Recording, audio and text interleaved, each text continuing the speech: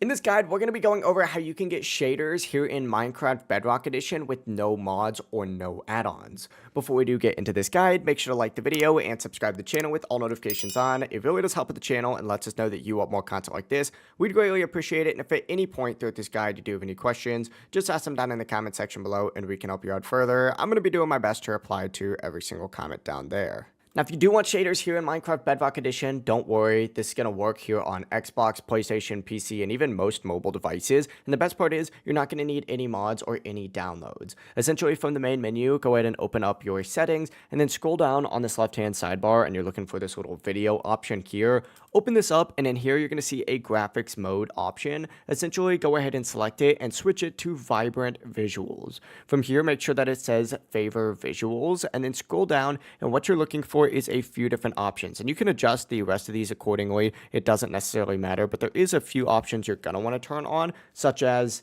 fancy leaves, fancy bubbles, and render clouds. Once you go ahead and do those, you'll be good to go. And once again, you can also increase any visual sliders if your system can handle it. And whenever that is done, essentially just back out of your settings, hit play, and load into any world. It doesn't really matter which world you do get in. You will actually have those shaders on there, and you'll notice instantly better lighting, softer shadows, improved clouds, and light fog effects. Now, these obviously aren't as intense as Java shaders, but this is built-in shader support for Bedrock, and it runs super smooth. Again, no third-party mods, no texture packs, and no risk. If your device does support it, it's ready to go. If you do have any questions, just ask them down in the comment section below and we can help you out further. I'm going to be doing my best to reply to every single comment down there. Before you do leave this guide, make sure to like the video and subscribe to the channel with all notifications on. It really does help us out and lets us know that you want more content like this. We'd greatly appreciate it. Have a great rest of your day though.